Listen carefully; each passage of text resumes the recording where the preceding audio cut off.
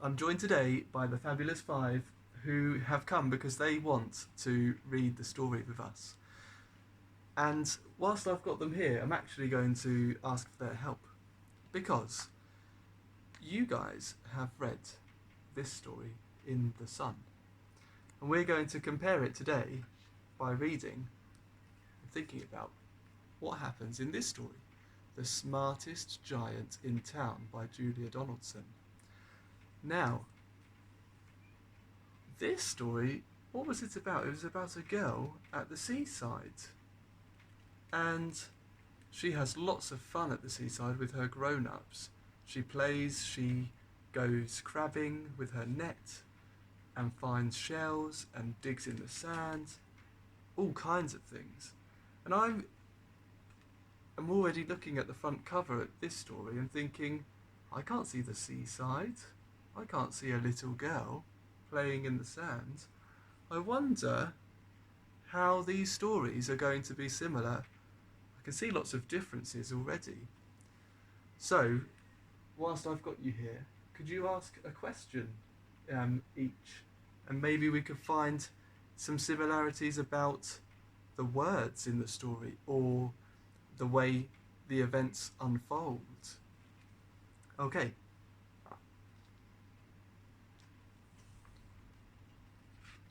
Here it goes. George was a giant, the scruffiest giant in town. He always wore the same pair of old brown sandals and the same old patched up gown. Phew, I wish I wasn't the scruffiest giant in town, he said. What's that, Victor? Victor's got a question for us. He's noticed scruffiest. What does that mean? Well, let's have a look, shall we? He's the scruffiest giant. What does his hair look like? Is that combed and tidy? And we saw some other words, didn't we? Patched up. His gown is patched up. It's been fixed. And he's got old sandals. So patched up, old and scruffy. They're adjectives to describe the way the giant looks. And if you're the scruffiest, you're the most scruffy. But one day, George noticed a new shop. It was full of smart clothes. You're right, Victor. Smart? I thought smart meant clever. Clever clothes? So he bought a smart shirt. Ah, we had scruffy. Now we've got smart. So what does smart mean here? A smart pair of trousers, a smart belt, a smart stripy tie, some smart socks with diamonds up the sides, and a pair of smart shiny shoes. Now I'm the smartest giant in town, he said proudly. He's no longer the scruffiest, he's the smartest. So what does smart mean? He looks smart, so he looks fantastic, doesn't he, with his nice ironed clothes and shiny shoes. George left his old clothes behind in the shop. He was about to go home when he heard a sound. On the pavement stood a giraffe who was sniffing sadly. What's the matter? Asked George. It's my neck, said the giraffe. It's so very long and so very cold. I wish I had a long, warm scarf.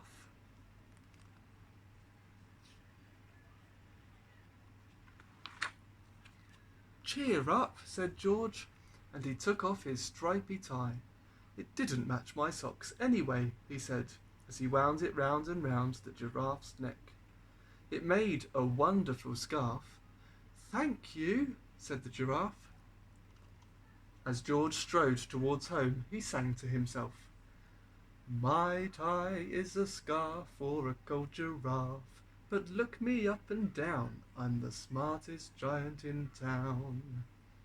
Ooh, what's that? Suki. Suki wants to know, who does George help first? Who has he helped first? He's helped the giraffe, hasn't he? Fantastic. Thanks, Suki. And is he? What do you want? She wants to know, can we work out how George is feeling here? He sang this little cheery song to himself, and he strode towards home. How do you think he's feeling? He's feeling upbeat and jolly, isn't he? Oh, look. A pig with some bricks. I wonder where he's off to and what he's going to build. George came to a river. On a boat stood a goat who was bleating loudly.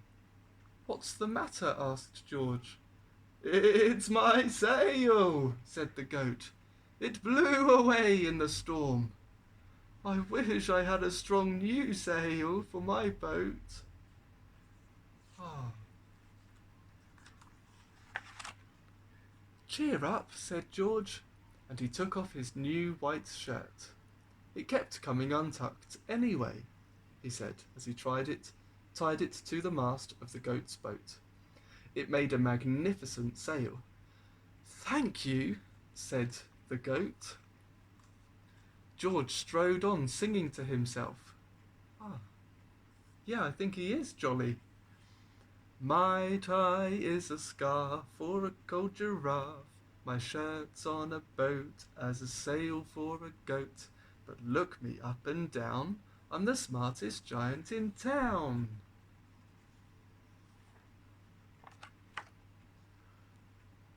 George came to a tiny, ruined house.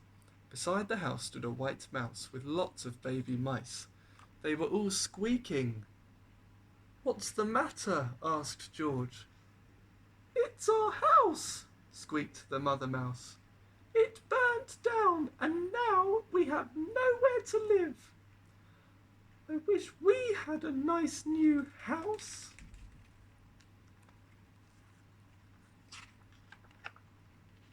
"Cheer up," said George, and he took off one of his shiny shoes. "It was giving me blisters anyway," he said, as the mouse and her babies scrambled inside. The shoe made a perfect home for them. "Thank you," they squeaked. George had to hop along the road now, but he didn't mind. As he hopped, he sang to himself. "My tie is a scarf for a cold giraffe. My shirt's on a boat as a sail for a goat. My shoe is a house for a little white mouse. But look me up and down, I'm the smartest giant in town." What's that, Paddington? You want to know what's going to happen next? Well, let's... Suki wants to help. She wants to know, who did he help second? First he helped the giraffe, then he helped the goat. Now he's helped the mouse. And each time, what did he do after he helped them? He went along the road, singing to himself, didn't he? What do you think is going to happen next? Do you think the same is going to happen? Do you think he's going to find somebody who wishes for something different or needs some help? Do you think he's going to help them and then he's going to wander off singing? Let's find out, shall we? George came to a campsite. Beside a tent stood a fox who was crying. "What's the matter?" asked George. "It's my sleeping bag," said the fox. "I dropped it in a puddle. I wish I had a warm, dry sleeping bag." You were right. Somebody who is upset needs help. Do you think George is going to help them? I do too. "Cheer up," said George, and he took off one of his socks with diamonds up the sides. "It was tickling my toes anyway," he said. as the fox snuggled into it. It made a very fine sleeping bag. Thank you, said the fox. George hopped on, singing to himself. My tie is a scarf for a cold giraffe. My shirt's on a boat as a sail for a goat. My shoe is a house for a little white mouse. One of my socks is a bed for a fox. But look me up and down, I'm the smartest giant in town. Victor! You are right. Smartest does have two meanings.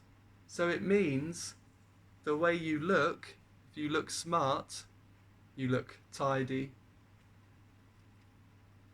But he's also clever, isn't he? He's helping all of these people. So he is very smart, very clever.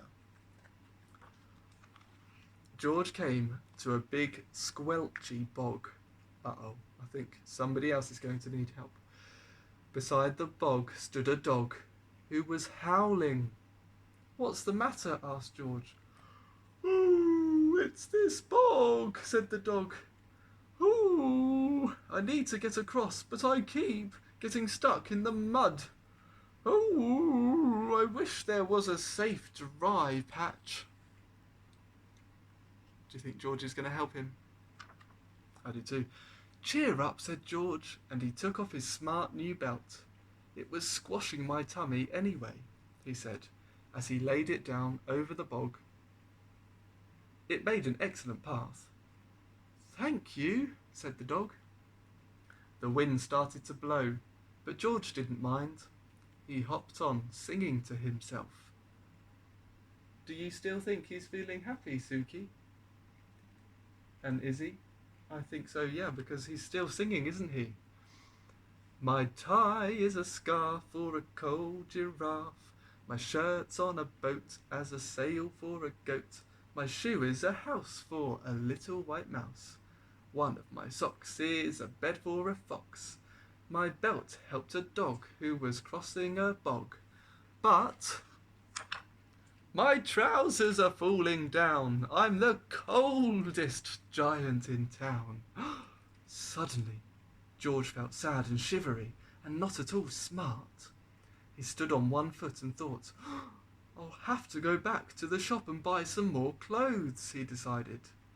He turned round and hopped all the way back to the shop.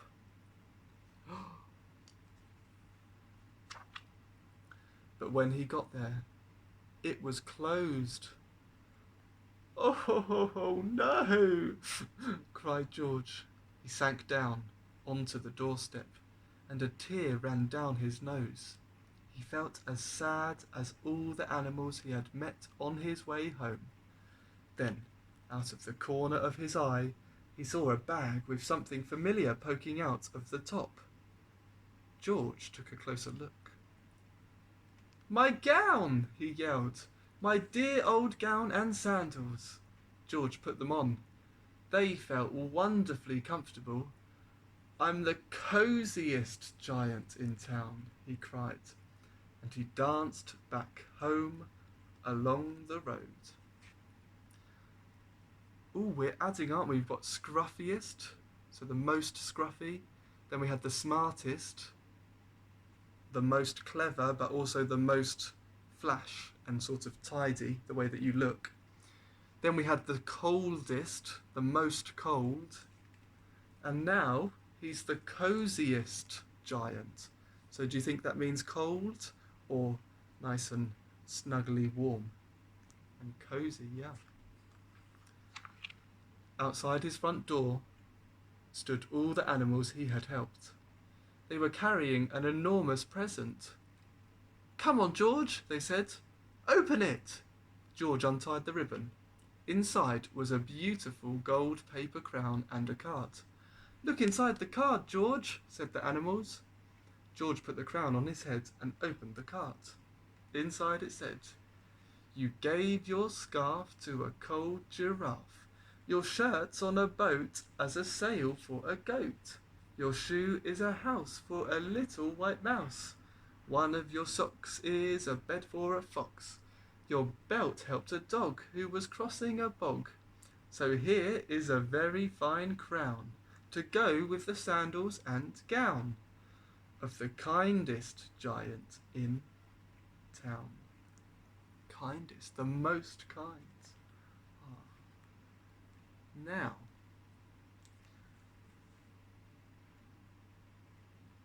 is there anything in the story that you've just read which reminds you of something that happens to you?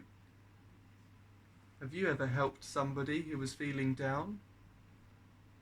Or sang a song when you're feeling happy? And we haven't heard from Ron. Ron, what's your question? He wants to know, where is the story set? Where is it set? It takes place in a town, doesn't it? Interesting. And Paddington, what was your other question you had? He wants to know, can you think of any other stories like this one? Because at the moment I can't think of a way that In the Sun is very similar. So let's compare it to other stories that we might know. Do you know any stories about animals? Do you know any stories about somebody who is wearing tatty clothes at the start and feeling sad, and then turns into a beautifully dressed character? I can think of one. And she's then very happy, but then she feels sad again when she goes back home, only to be reunited with somebody or some people that she feels very happy being with. Cinderella.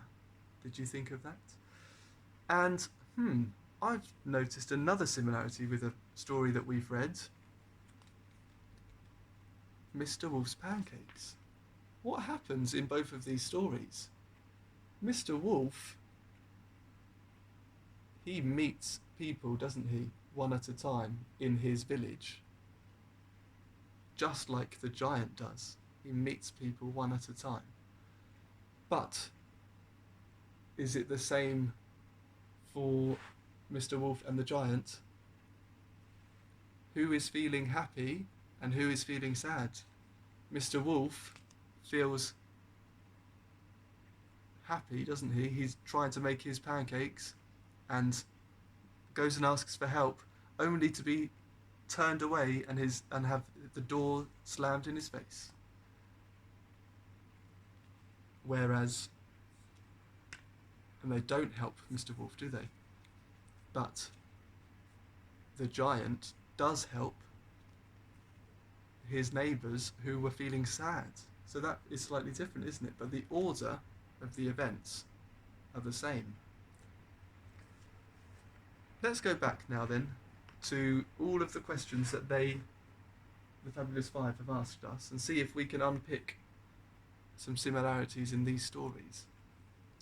The main character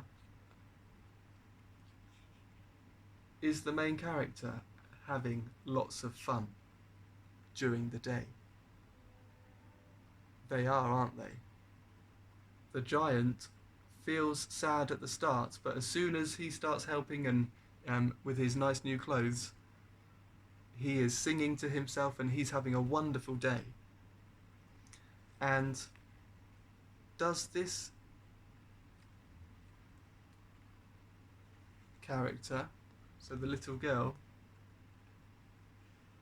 is she having fun with other people as well, or is she on her own? At the end, she's with her grown-ups, but during the story, she's on her own, isn't she? And the giant, is that something that's similar or different? He helps people one at a time, but throughout the story, he is on his own. So that's something we could say is similar. This was set in a town. This was set at the seaside. So That's not the same, is it? That's different. And are there other stories that you can think of that, or anything that you've read or done that reminds you of this story? Have you been to the seaside? We could both say that we can go to the seaside. We can go to the town. That's a similarity. Fantastic work, everyone.